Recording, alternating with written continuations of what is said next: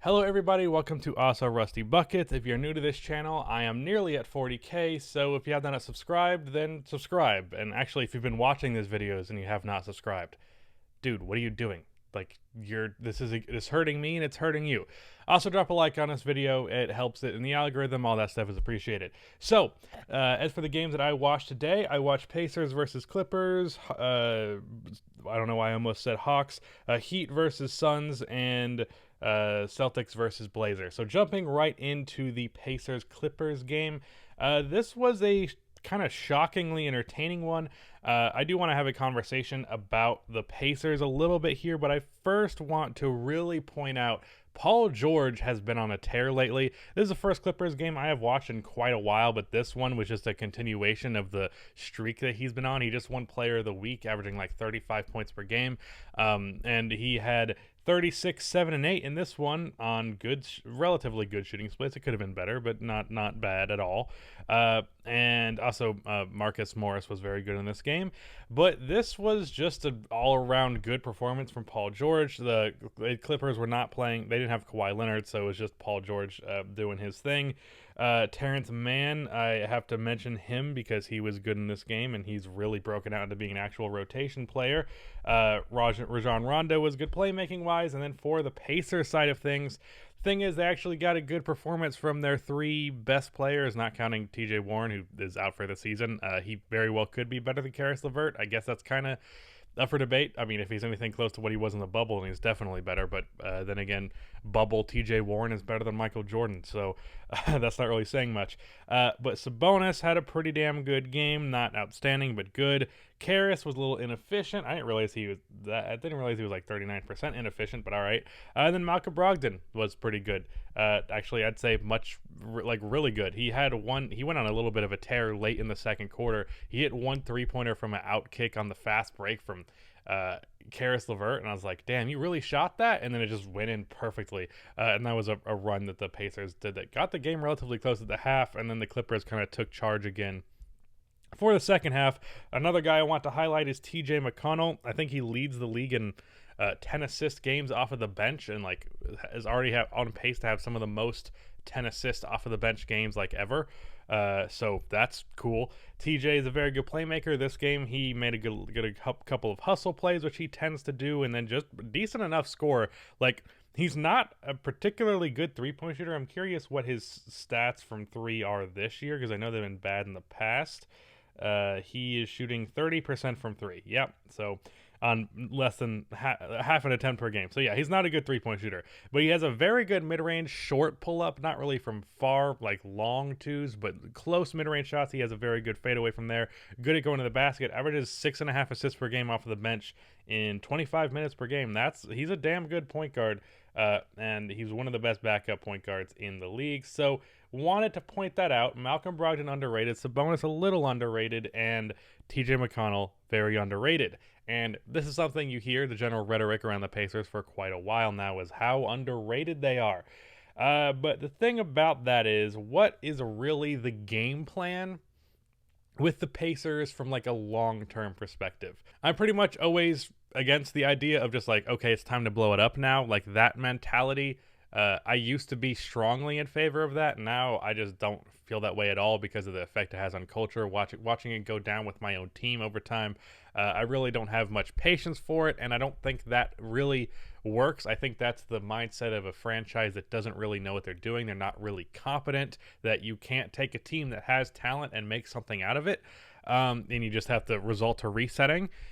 But I don't know what the Pacers are doing really, other than just keeping their head above water for the past couple of years, ever since Victor Oladipo's first year, where it looked like, hey, we're going to be something.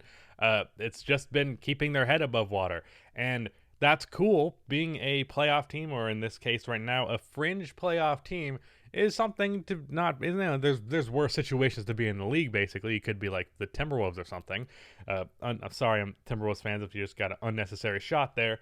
But I'm not really seeing what the point of this team long term is, other than just remain mediocre for a couple of years until Sabonis is like, all right, I'm tired of this, and he goes somewhere else, and then you have to hit the reset button.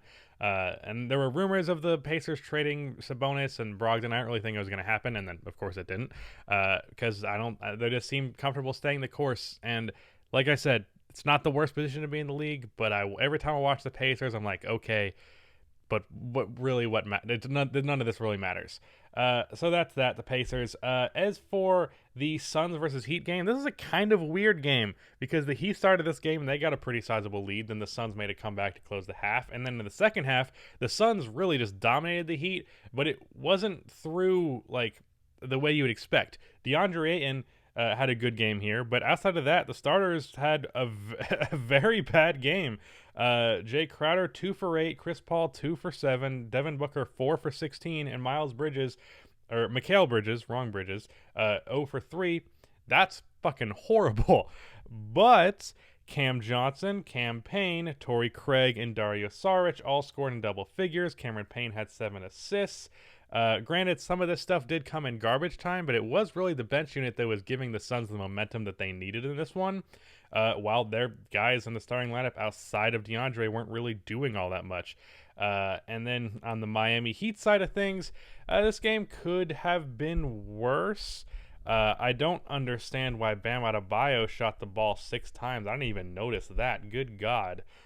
Why is Trevor Ariza shooting the ball more than Bam Adebayo? But really, the Heat just struggled overall in this game. It's not like there was something standout. Jimmy Butler couldn't make a shot in this game, and he also had an ankle injury, like I think in the third quarter. I think it was in the third quarter.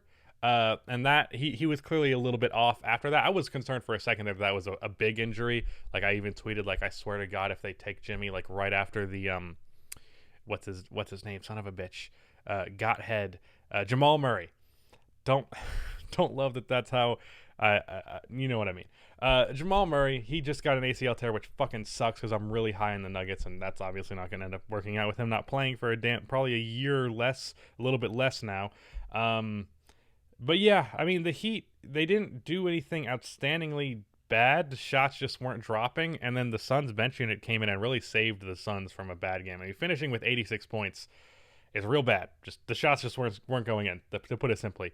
And then Bam Adebayo shooting the ball 6 times. I didn't even notice that when I was watching the game, but damn, that's really bad. He should be shooting more than that.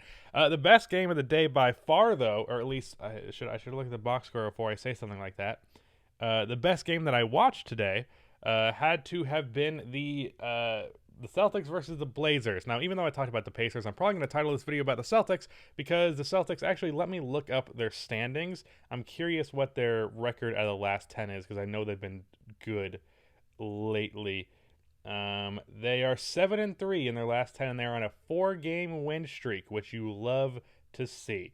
So the title of this video is probably going to be The Celtics Are Figuring It Out, because this game, I recently just did a video on the main channel about the Celtics and their problems, and the main problem I have with this team is that they take the foot off the gas. And in this game, there was little bits of that here or there, but for the most part, there wasn't some big, like, holy shit, you guys are blowing this moment. And actually, they took care of business in this game. And another thing about the Celtics that I mentioned before is that it seems like it's impossible for Kemba, Tatum, and Jayson to all have a good game in the same game. And they look at that. They did this time. Kemba with 21 points, 8 rebounds, 7 assists, 7 for 17 from the field, which is not the best, but it's not horrible. Tatum with 32, 9, and 5 on 59% shooting, and Jaylen Brown with 24 on relatively good shooting as well. All three of them had a good game. Robert Williams, he had a really clutch tip in, and I have to just talk about him briefly because he's been really good for them lately. I haven't really been able to see much lately of his playmaking. He did have this game 4 assists in this game. I wasn't able to see much of it because I know he's been on a tear with the playmaking, and I didn't really watch so many Celtics games when he was doing that. And then the most recent one I watched, he fouled out in like an incredibly short amount of time. But yeah, Robert Williams, good. Marcus Smart, he went to the line late in this game, and I was when the Celtics were up 1, I was like, bro, I do not want Marcus Smart shooting these free throws, and he missed both of them. But then I noticed, oh wait, the Blazers don't have a timeout, so it doesn't matter because Dame had to shoot a full court shot to tie the game up, or to win the game, that is. And in general, late game, the Celtics did a good job of taking care of business. They didn't really make too many mistakes. Of course, some shots didn't drop. That tends to happen. Also, I want to point out Gary Trent had a very clutch deep three that unfortunately didn't end up mattering. But yeah, this game, this Tatum also hit a clutch three, which kind of gave the Celtics the lead, and they just had to carry it on from there, and they did a good job of doing that. Yeah, on the Blazers side of things, rough shooting day for Dame and CJ. Norman Powell was good, but I noticed Dame lately. Anytime I watch a Blazers game, Dame does not have a great shooting night. I don't know if I'm a curse or something like that. He was 9 for 23 in this game. Yeah, not great. CJ also struggled with his shot, though he was doing pretty well in the fourth quarter. He's one of those players that, like, you might not rank him that highly, but like he's higher up in terms of guys you want late in game, and he made some good plays there. But yeah, also Carmelo Anthony. Every time I watch a Blazers game, Carmelo Anthony plays amazing. He did this fadeaway move on Peyton Pritchard that was so goddamn nasty. He took it up the court and did like a half spin and then another spin fadeaway. Is like, Jesus Christ, that's some vintage Melo shit right there. Yeah, so Melo plays good every time. And the Celtics, 7-3 in their last 10, 4-game win streak. And they've been doing it against relatively positive competition, like not bad competition. And this game in particular did not see the not caring for 10 minutes lapse that you typically expect from the Celtics, and they were able to take care of business. So yeah, it's a very good game from the Celtics, and I'm glad to see them doing this. Hopefully they can keep it up and not draw right back into the inconsistency that has represented this franchise for an entire year now. Yeah, it's all I really had to say. Pacers don't know what they're doing. Celtics, they're finally doing something right. Good for them. Yeah, that's all I really got to say. I feel kind of unnatural doing these post-game recaps because it's been so damn long. But yeah, I think that's it. Goodbye.